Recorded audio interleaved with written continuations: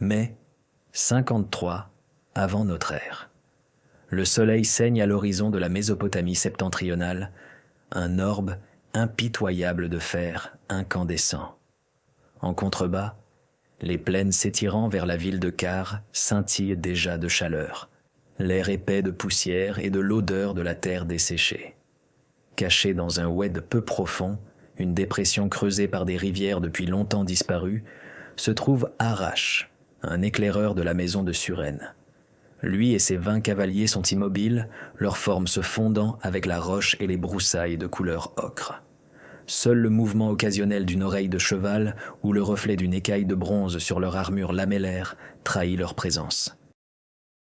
Depuis des jours, ils suivent la grande bête qui se traîne vers l'ouest, l'armée du triumvir romain, Marcus Licinius Crassus, 7 légions, 40 000 hommes, un fleuve d'acier et de cuir rampant à travers les terres Parthes, traînant une queue de poussière qui étouffe le ciel. Arash les a vus de loin. La marche implacable et disciplinée, la construction nocturne d'un rectangle fortifié parfait au milieu de nulle part. C'est contre nature, c'est obscène. Mais c'est aussi, on le lui a dit, riche. Crassus, l'homme le plus riche de Rome, a apporté sa fortune pour en acheter une nouvelle avec le sang Parthe. Un léger sifflement de son second, Phraates, attire son attention. Arash plisse les yeux, ses pupilles habituées à l'éclat. Là, une petite tache de poussière, séparée de la colonne principale, se déplaçant lentement le long d'une piste tertiaire. Trop petite pour être une cohorte légionnaire, trop lente pour être une patrouille de cavalerie. Cela ne peut être qu'une chose, des bagages. Un détail de ravitaillement, traînant derrière la force principale, vulnérable. Arash lève une main, 2 doigts tendus. Le signal se propage silencieusement à travers sa bande de guerre. Les arcs sont vérifiés, les flèches sont armées. Les visages des hommes sont des masques sombres d'anticipation. Ce sont des chasseurs, nés en selle, maîtres de la tactique du coup et de la fuite qui a déconcerté les empires pendant des siècles. Leurs arcs composites, une merveille de tendons et de cornes, sont des instruments de mort à 300 pas. Les Romains, avec leurs épées courtes et leurs lourds boucliers, sont des fantassins maladroits, des tortues cuites dans leur propre carapace. La cible se rapproche. C'est un unique et lourd chariot, un carus, tiré par 4 mules qui peinent et escorté par une petite douzaine de légionnaires. Un décane, un officier subalterne, marche à côté de la mule de tête, son casque de bronze reflétant le soleil brutal. Les légionnaires ont l'air misérables. Leurs tuniques de laine sont sombres de sueur, leurs sandales cloutées soulevant des nuages de poussière ocre. Ils portent leurs lourds boucliers, leurs scutas, en bandoulière sur leur dos, et leurs épées courtes, leurs gladis, pendent mollement à leurs hanches. Ils sont fatigués, complaisants, aveugles au paysage qui les entoure.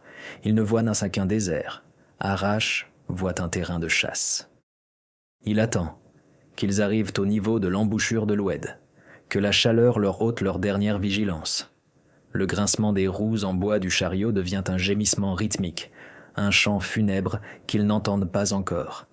Arash goûte la poussière sur sa langue, sent la tension familière dans ses épaules.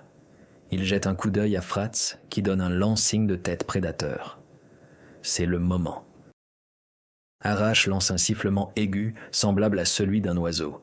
En un instant, le wadi silencieux explose en une tempête de mouvements et de sons. 20 cavaliers s'élancent sur la pente poussiéreuse, les sabots de leurs chevaux martelant la terre battue. Avant même que le premier Romain ne puisse tourner la tête, l'air est rempli du cri aigu des flèches Parthes. Le redoutable tir Parthes n'est pas qu'une volée de départ. C'est un mode de vie, une déclaration d'ouverture. Les flèches s'enfoncent dans les boucliers, dans les flancs en bois du chariot et dans la chair tendre. 2 légionnaires tombent, sans un bruit, hérissés de morts emplumés. Le décane lance un avertissement, coupé court alors qu'une flèche transperce sa gorgerette. Il se serre la gorge, gargarisant dans son propre sang, et s'effondre.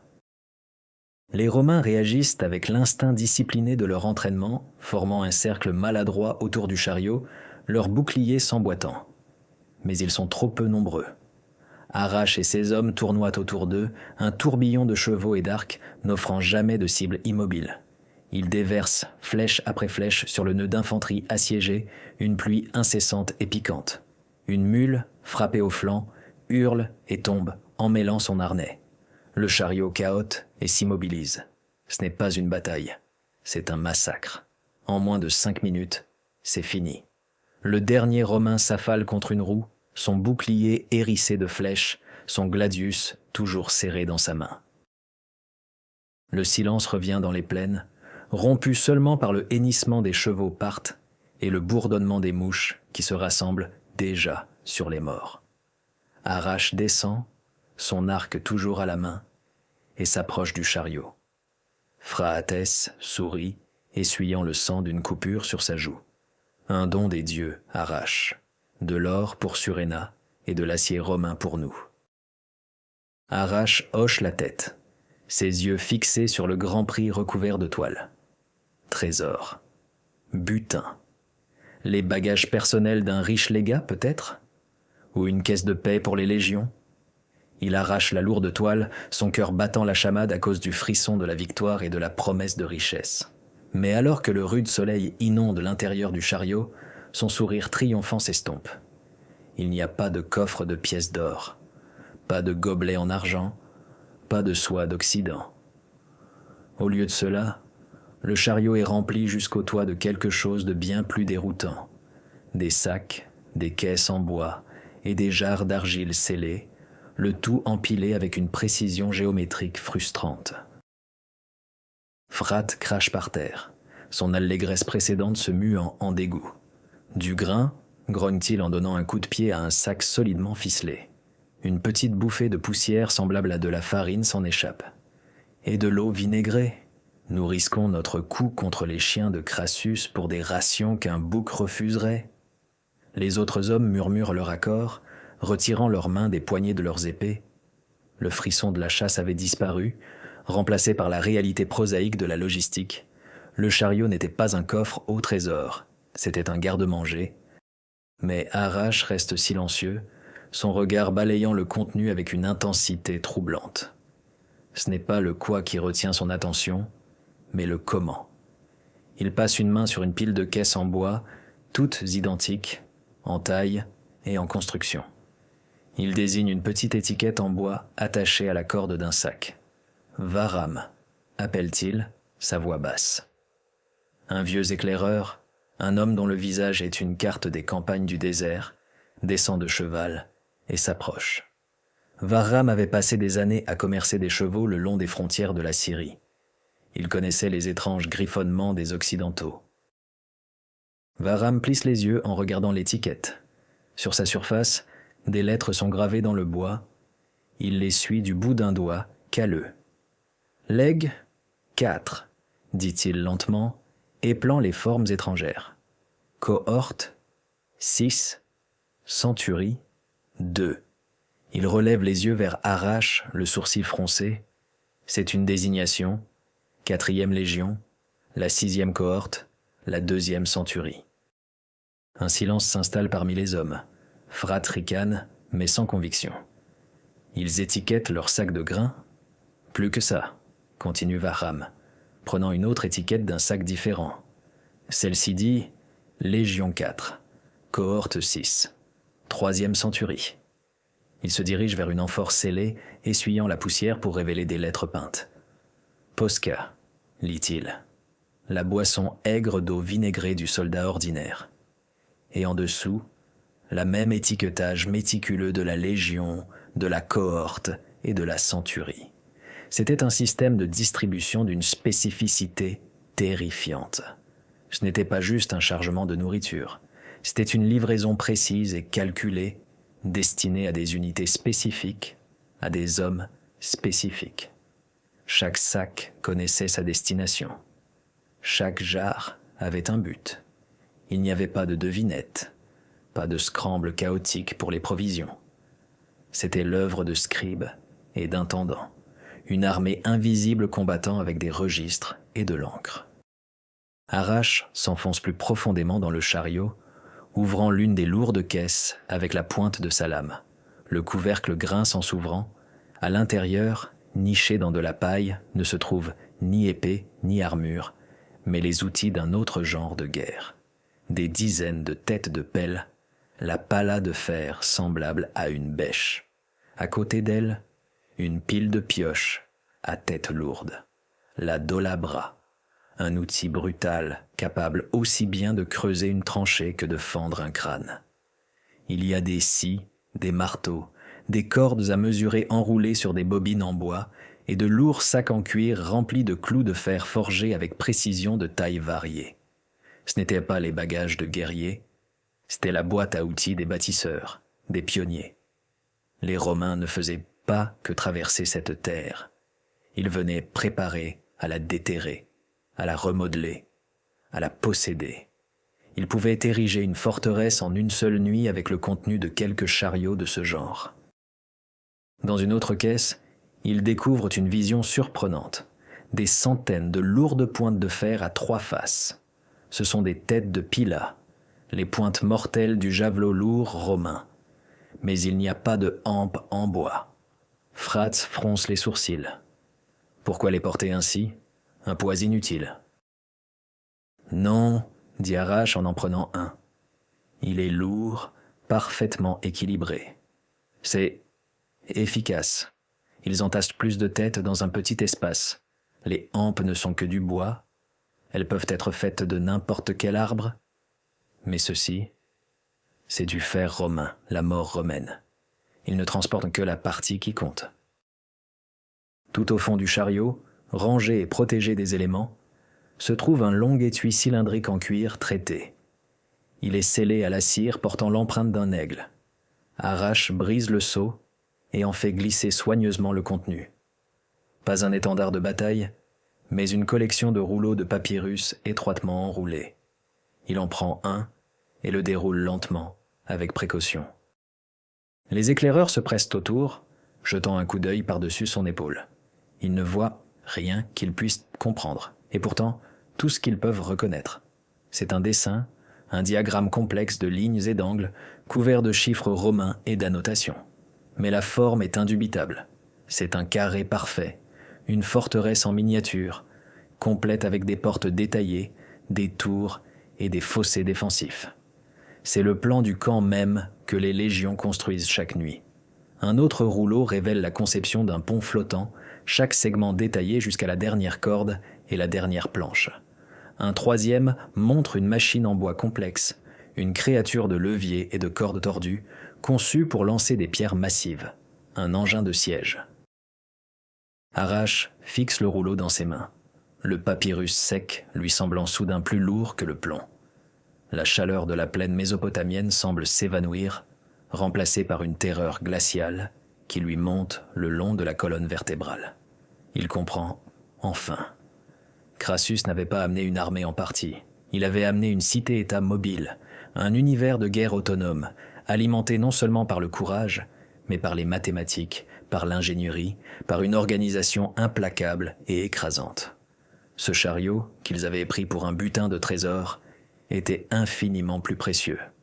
C'était une page arrachée du livre de conquête romain, et elle racontait une histoire terrifiante d'un ennemi qui ne laissait rien, absolument rien, au hasard. Les éclaireurs tombèrent dans un silence profond et troublé. Le soleil frappait le carnage, les Romains morts dont la discipline ne les avait pas sauvés, et les Parthes dont la victoire semblait désormais creuse et étrangement insignifiante. Les plans dans les mains d'Arrache semblaient rayonner une logique froide, plus menaçante que n'importe quel cri de guerre. Ce n'était pas la guerre chaotique et personnelle de l'Orient, où un grand roi ou un général charismatique inspirait ses cavaliers à des charges glorieuses. C'était quelque chose de complètement différent. C'était impersonnel, méthodique et inévitable. « Brûlez-le !» dit Phraates, sa voix un grognement bas. Il fait un geste vers le chariot avec son épée. « Brûlez tout. C'est une chose mauvaise. De la sorcellerie. » Certains des jeunes éclaireurs hochent la tête, les yeux écarquillés. Il passe des diagrammes complexes aux sacs portant des étiquettes identiques, et il est clair qu'ils sont d'accord. Ce niveau d'ordre était surnaturel. Cela donnait l'impression d'une violation de l'esprit sauvage et indompté des plaines, l'esprit même qui donnait sa force aux cavaliers parthes. Pour eux, la guerre était une tempête, violente, imprévisible, une affaire de passion et de courage. Le contenu de ce chariot suggérait qu'aux yeux des Romains, la guerre était un problème d'ingénierie à résoudre avec des outils et des calculs. Mais Arrache secoue la tête, roulant soigneusement le rouleau de papyrus et le glissant dans son étui en cuir. « Non, dit-il, sa voix ferme, tranchant la marée montante de superstition. Nous ne le brûlons pas, nous le prenons. » Il regarde chaque visage, son regard s'attardant sur chaque homme. Suréna doit voir ça, le roi des rois doit comprendre ce qui marche vers Ctésiphon. Varam, le vieux éclaireur, hoche lentement la tête en signe d'approbation. Le garçon a raison. Une épée peut être brisée. Un homme peut être tué. Mais ceci, il désigne le chariot, dont le contenu est maintenant exposé comme les entrailles d'une bête disséquée. C'est une arme d'un autre genre, c'est l'esprit de notre ennemi. Le brûler reviendrait à nous aveugler. Atasia sta sekosesan. Les hommes sont encore hésitants. L'idée de ramener cette étrange cargaison de sacs de grains, de pièces de fer et de parchemins à travers le désert semble une anticlimax bizarre à leur raid. Ils avaient rêvé d'or, et au lieu de cela, on leur donnait une éducation. Mais l'autorité d'Arrache, acquise grâce à une douzaine de raids réussis, a du poids. Il donne les ordres, sa voix à nouveau nette et décisive. Les corps des Romains sont dépouillés de leurs armures et de leurs armes, un butin pratique et familier. Les gladius sont de fines lames, les cottes de mailles étonnamment souples. Ce sont des choses qu'ils comprennent. Ils détachent la mule morte et attachent 2 de leurs propres chevaux au chariot. C'est un processus lent et maladroit. Le véhicule est lourd, ses roues conçues pour les routes romaines, pas pour les sables mouvants de Mésopotamie. Pendant qu'il travaille, Arrache effectue une dernière recherche plus approfondie. Il trouve une petite sacoche en cuir sur le corps du décane. À l'intérieur, il n'y a pas d'argent, seulement une tablette de cire et un stylet. Il l'attend à Varam, qui étudie les éraflures sur sa surface sombre. « C'est un compte », rapporte Varam après un moment. « Une liste. Il compte tout. 10 sacs de frumentum, du blé, 5 amphores de posca, 20 têtes de pelle, 50 livres de clous, calibre alpha. » Il s'interrompt, levant les yeux vers Arrache. Il a même compté les clous. Le détail est si banal qu'il en est époustouflant. Ce jeune officier, à quelques instants de sa mort, n'était pas responsable du combat, mais de la comptabilité. Son arme n'était pas son épée, mais son inventaire. Son bouclier était son grand livre. Arrache réalise avec une clarté glaçante que chaque homme de l'armée romaine, du légat au plus humble muletier, était un rouage dans une machine vaste et complexe. Le légionnaire combattait, l'ingénieur construisait, l'intendant comptait. Et chacun accomplissait sa tâche avec la même discipline inébranlable et implacable. Alors que le soleil commence sa descente, projetant de longues ombres déformées sur les plaines, le petit cortège entame son lent voyage vers l'est. Les éclaireurs partent, maîtres de la vitesse et de la surprise, sont maintenant alourdis par le système même qu'ils cherchaient à piller. Le chariot capturé, avec ses roues qui grincent, dicte leur rythme. C'est une amère ironie. Ils sont partis en loup et revenaient en muletier, traînant une cargaison qui ressemblait plus à une malédiction qu'à un prix. Arrache roule à côté du chariot, le tube de cuir contenant les plans maintenant jetés sur son propre dos. Il ne peut secouer les images de son esprit. La géométrie parfaite du camp, la mécanique précise de la machine de siège, les étiquettes méticuleuses sur chaque article. Il pense à la manière de faire la guerre des Parthes, les grands nobles qui répondent à l'appel du roi, apportant leurs vassaux personnels, leurs propres armes et fournitures. Leur force résidait dans leur prouesse individuelle, leur loyauté farouche envers leur seigneur, leur compétence inégalée en celle. mais ils étaient aussi désorganisés, sujets aux querelles intestines et dépendaient de victoires rapides. Une longue campagne était un cauchemar logistique. Il sait maintenant que les Romains ont résolu ce cauchemar. Ils ne comptaient pas sur la chance ou l'héroïsme individuel.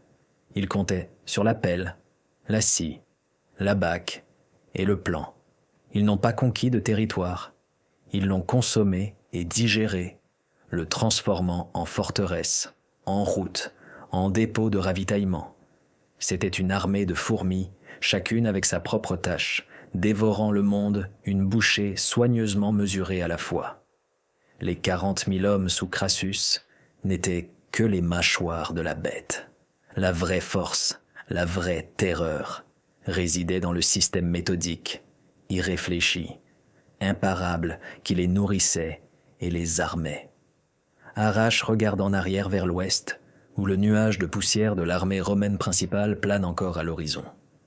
Pour la première fois, il ne ressent pas l'exaltation du chasseur, mais la peur froide et rampante de la proie.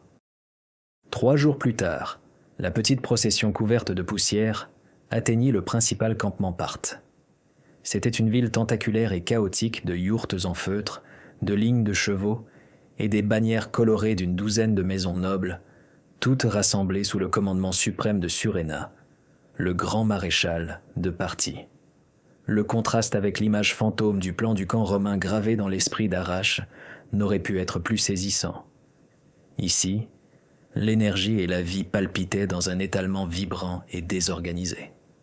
Là, dans l'idéal romain, se trouvait la perfection froide et morte d'une grille. La nouvelle du retour des éclaireurs les avait précédés, mais l'histoire s'était déformée au fil des récits. La rumeur murmurait qu'ils avaient capturé la caisse personnelle de solde de Crassus. Alors qu'Arrache et ses hommes guidaient le lourd chariot romain à travers le camp, ils furent accueillis par des regards curieux et pleins d'attente. Guerriers, marchands et suiveurs du camp s'arrêtèrent pour regarder passer le étrange trophée. Lorsqu'il devint clair que le chariot ne contenait pas d'or, mais du grain et des outils, l'excitation initiale se mua en moquerie et en déception. Des cris et des huées les suivirent. « Nous as-tu apporté du pain romain à manger ?» beugla un cataphracte. « Ou allons-nous leur construire une nouvelle route vers notre capitale ?» Arrache les ignora, son visage un masque de pierre. Il savait que le contenu du chariot était plus important que n'importe quel trésor, mais c'était une vérité difficile à voir et encore plus difficile à expliquer. Il mena ses hommes et leur bizarre prise directement au pavillon de commandement, une vaste étendue de soie brodée et de lourds tapis au centre du camp. Des gardes portant l'étendard de la famille Surène, une représentation du mythique Simurghe, s'écartèrent, leurs expressions mêlant confusion et déférence. Et, à l'intérieur, l'air était épais de l'odeur de l'encens et du cuir huilé. Suréna, un homme à peine âgé de 30 ans mais déjà une légende, était assis sur un tas de coussins, entouré de ses conseillers, une collection de chefs de clan burinés et de stratèges aux yeux perçants. Il était beau à la manière sévère des Parthes, avec une barbe noire soigneusement taillée et des yeux qui ne rataient rien. Il ne se leva pas quand Arrache entra et s'agenouilla, mais son regard était vif et interrogateur. « À Arrache, » dit Suréna, sa voix douce mais empreinte d'acier. « Le camp bruisse du récit de ton grand prix. Ils disent que tu as porté un coup au trésor romain. Montre-moi ce tribut. » Prenant une profonde inspiration, Arrache commença son rapport. Il ne parla pas d'or, mais de marques en bois et de listes d'inventaire. Il décrivit l'étiquetage précis des sacs pour les siècles individuels au sein des cohortes, les pièces préfabriquées pour les armes et les outils, le désordre pur et assommant de tout cela. Tandis qu'il parlait, un murmure d'incrédulité puis de déception parcourut les chefs assemblés. L'un d'eux, un seigneur corpulent de l'Est, renifla bruyamment.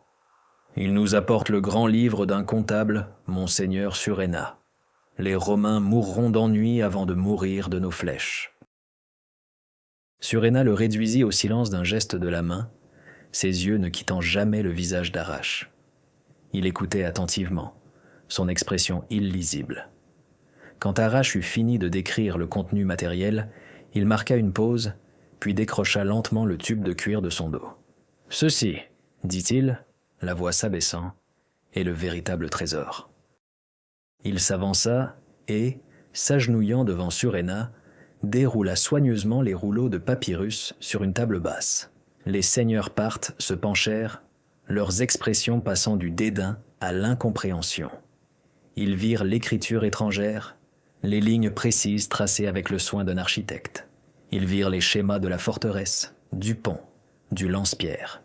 « C'est leur camp », expliqua Arrache en désignant le plus grand schéma. « Celui qu'ils construisent chaque nuit. C'est ainsi qu'ils procèdent. Pas seulement par la mémoire ou l'habileté, mais avec un plan, une formule. N'importe quel groupe de leurs soldats, n'importe où dans le monde, peut construire cette même forteresse s'il a ce dessein. C'est une forteresse qu'ils transforment sur le papier. » Pour la première fois, le sang-froid de Surena montra un léger changement. Il se pencha en avant, ses doigts traçant les lignes des remparts et des fossés dessinés. Il regarda les détails de la machine de siège, une machine conçue dans un seul but, démolir les murs des villes parthes. Il vit les mathématiques froides et brutales de la conquête. Ce n'était pas le plan d'une seule bataille, c'était un système répétable et évolutif pour soumettre un continent entier. Les Romains n'apportaient pas seulement des soldats, ils apportaient une version portable et militarisée de leur civilisation. Il prit la tablette de cire du décane que Varam avait nettoyée. Il vit les colonnes soignées de chiffres, le décompte des clous et des pelles. Il passa de la grande stratégie du plan aux détails minutieux de l'inventaire, et à cet instant, il comprit ce qu'Arrache avait vu dans le désert. Il vit la totalité de la machine de guerre romaine. Surena leva enfin les yeux, son regard balayant ses seigneurs rassemblés. Leurs visages montraient maintenant non pas de la moquerie, mais une compréhension naissante et sobre. Les rires avaient disparu, remplacés par un silence tendu. « Ce éclaireur, » annonça Surena, sa voix résonnant d'autorité, « nous a apporté quelque chose de plus précieux que 1000 talents d'or. Il nous a donné un aperçu de l'âme de notre ennemi. Et c'est une âme faite non de passion, mais de rouage et de chiffres. » Il se retourna vers Arrache. « Tu as bien fait. Tu nous as montré que nous ne nous battons pas contre des hommes, nous nous battons contre une idée d'ordre, de logique implacable, une idée qui écrase tout sur son passage. » Il se leva, un nouveau feu dans les yeux. « Et c'est une idée qui doit être brisée ici, sur ces plaines, avant qu'elle n'atteigne le cœur de notre empire. Nous ne leur permettrons pas de construire leur forteresse de papier sur nos terres. Nous transformerons le désert en leur cimetière. » Le contenu du chariot n'avait pas apporté la richesse, mais la clarté. Et avec la clarté vint le but. La vraie bataille était sur le point de commencer.